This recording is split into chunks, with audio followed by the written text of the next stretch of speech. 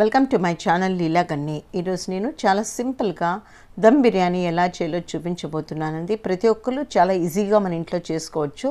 So నా video మీరు చివరి దాకా చూసి మీరు కూడా తప్పకుండా లైక్ చేసి అలాగే మీరు కూడా ట్రై చేయండి.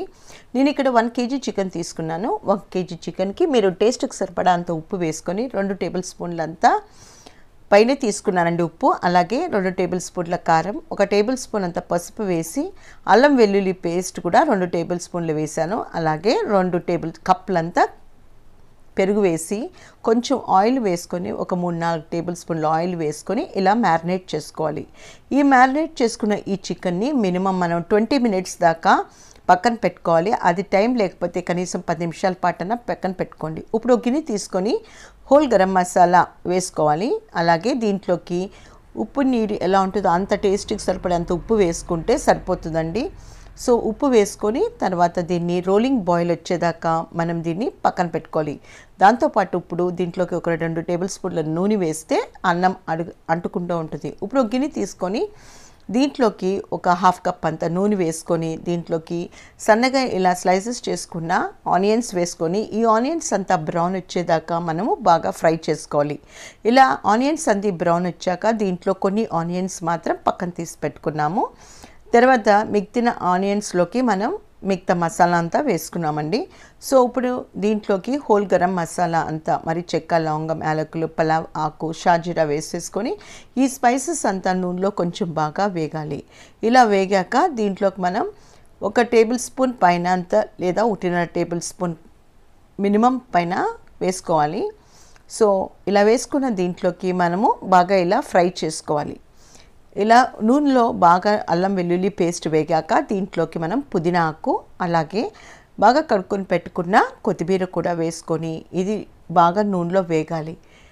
పుదీనా కొత్తిమీర అంతా బాగా నూనెలో వేగాక మనం దీంట్లోకి మ్యారినేట్ చేసి పెట్టుకున్న చికెన్ని దీంట్లోకి వేసుకోవాలి. చూడండి, ఇలా మ్యారినేట్ చేసి పెట్టుకున్న చికెన్ అంతా ఇప్పుడు ఈ నూనెలో వేసుకున్నాము. ఇప్పుడు వేసుకున్నాక ఇదంతా బాగా ఈ నూనెలోనే వేగాలి. ఎంత బాగా వేగితే అంత టేస్టీగా ఉంటుంది. ఇంకోటి ముక్క పచ్చిగా ఉండదండి.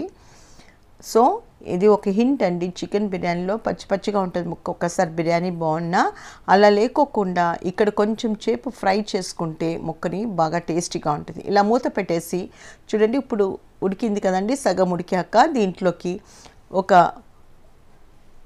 బిర్యానీ మసాలా ఒక 4-5 టేబుల్ స్పూన్లంత బిర్యానీ మసాలా వేసేసి ఇప్పుడు ఒకసారి ఇలా మిక్స్ చేసుకోవాలి. ఇలా మిక్స్ చేసుకున్నాక ఇప్పుడు దీంట్లో మనం ఇది పక్కన పెట్టేసి ఇప్పుడు మనం రోలింగ్ బాయిల్ వచ్చేదాకా నీళ్ళని మనం దీంట్లోకి ముందు కడిగి పెట్టుకున్న 1 kg రైస్ని దీంట్లో వేసుకోవాలి. సో ఇలా మనం కడిగి పెట్టుకున్న ఇలా బియ్యంని వేసేసుకొని మనం కొంచెం సేపు ఉడకనివ్వాలి. ఫస్ట్ టైం 70% దాకా ఉడకనివ్వాలండి. దాంట్లో కొంచెం వాటర్ తీసుకొని మనం చికెన్లో వేసుకుంటే అడుగంటుకుంటా ఉంటుంది. సో ఫస్ట్ లేయర్ వచ్చేసి 70% కుక్ అయిన మాత్రం రైస్ తీసుకోవాలండి. ఫుల్ కుక్ అయిపోయిన రైస్ తీసుకోకండి, మెత్తగా అయిపోతుంది ఇంకా. సో నెక్స్ట్ లేయర్ వచ్చేసి ఇంకొక 5 నిమిషాలు ఉడికినిస్తే 80% కుక్ అవుతుంది.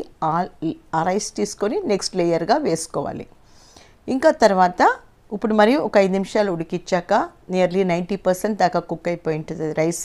ఇప్పుడు దాన్ని లాస్ట్ లేయర్గా మనం ఇలా వేసేసుకోవాలి. ఇప్పుడు ఈ లేయర్ పైన మనము బిర్యానీ మసాలా వేసుకోవచ్చు. వేసుకున్నాక దీనిపైనే సన్నగా తరిగిన కొత్తిమీర కూడా వేసేసి మనం బ్రౌన్ ఆనియన్స్ పక్కన పెట్టుకున్నాం కదా, అది కూడా దీనిపైన వేసుకోవాలి. ఇలా వేసుకున్నాక దీనిపైన మూత వేసేసేయాలి. సో నేను ఇక్కడ మీకు ఉంటే కవర్స్ వేసుకోవచ్చు, లేకుంటే ఏదన్నా సీల్ చేసుకోవచ్చు పిండితో. నేను ఇక్కడ అరిటాక్ వేసి దానిపైన ఇలా మూసేసి ఒక లావంటి రోల్ పెట్టానండి చిన్నది. సో అదంతా దమ్ ఒక 15 నిమిషాల పాటు దమ్ చేస్తే తర్వాత చూడండి ఎంతో టేస్టీగా ఎమ్మీగా కనిపించే ఈ బిర్యానీ తప్పకుండా మన ఇంట్లో మినిమం ఇంగ్రీడియంట్స్ తిని చాలా టేస్టీగా చేసుకోవచ్చు. చూడండి ఎంతో టేస్టీగా ఎమ్మీగా ఉంది. తప్పకుండా మీరు కూడా ట్రై చేయండి. సో నా ఛానల్ ఫస్ట్ టైం చూస్తున్న వాళ్ళైతే తప్పకుండా లైక్ చేయండి. అలాగే తప్పకుండా సబ్స్క్రైబ్ కూడా చేయండి. పక్కనే ఉన్న బెల్ ఐకాన్ నొక్కితే నా వీడియోస్ మీకు నోటిఫికేషన్గా వస్తాయి. సో ఇలాంటి మరెన్నో వీడియోస్ కోసం మీరు నా ఛానల్ని తప్పకుండా సబ్స్క్రైబ్ చేయాలి. అలాగే మీరు కూడా తప్పకుండా ఈ రెసిపీని ట్రై చేయండి.